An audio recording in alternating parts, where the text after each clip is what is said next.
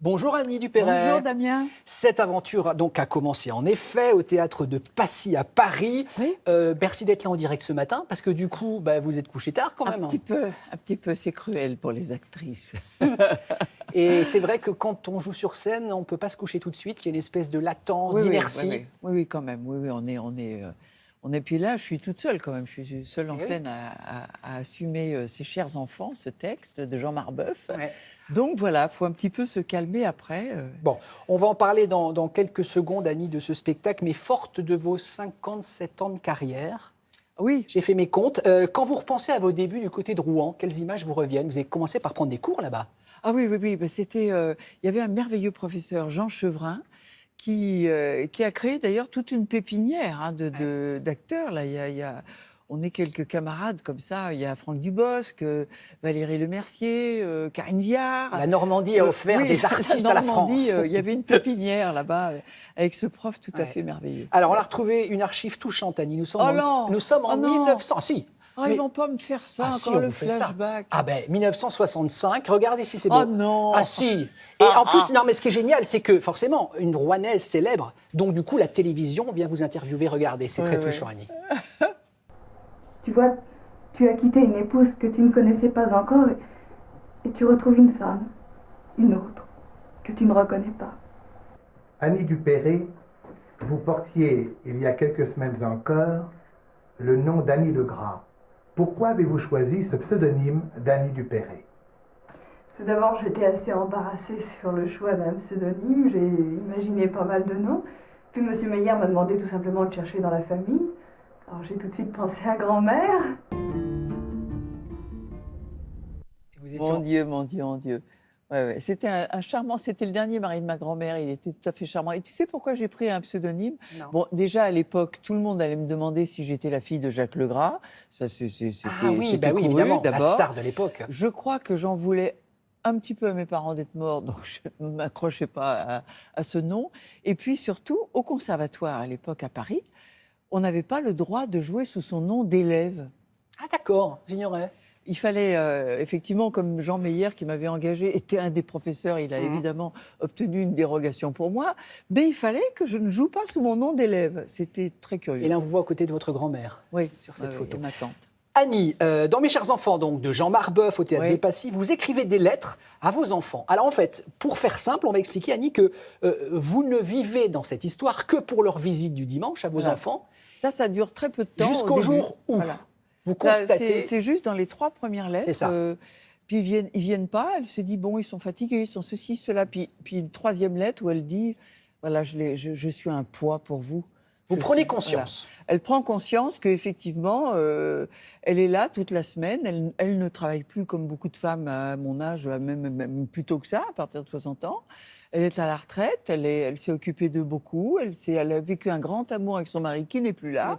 Et en fait, elle prend conscience que sa vie n'est que d'attendre le déjeuner du dimanche avec ses enfants. En position totalement passive, voilà. Et elle va reprendre sa vie en main. Elle reprend sa vie en main. Elle décide de partir pour les libérer d'abord, et elle va redécouvrir complètement une 2e partie de vie.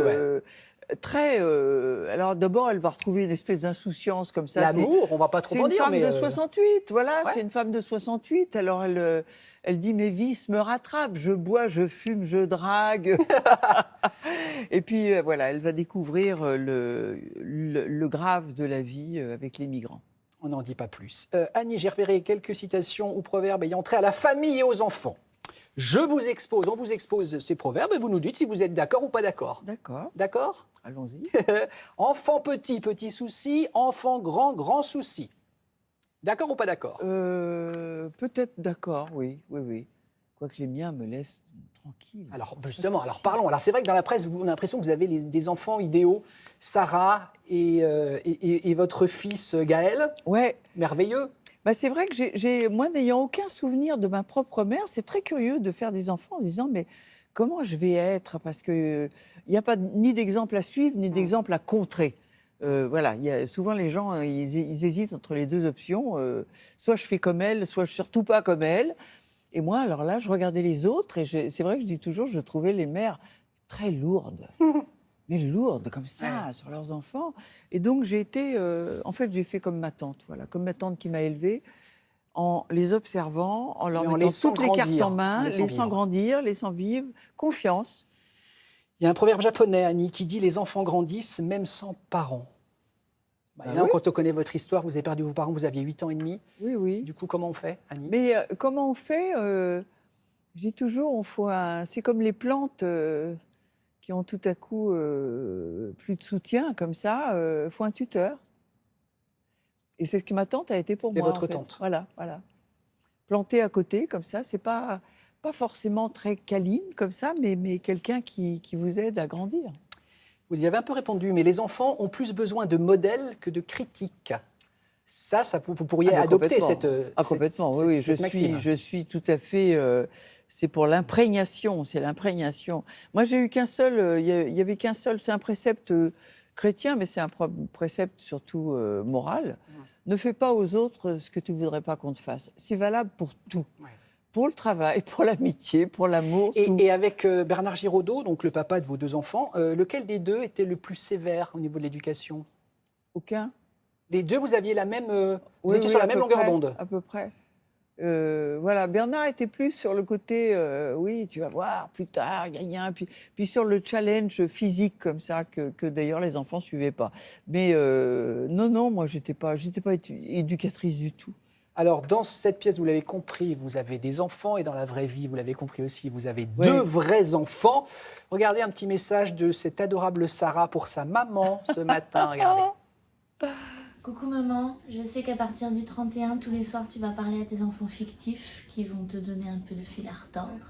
Et ta fille réelle t'embrasse très très fort et pense à toi. Mimine.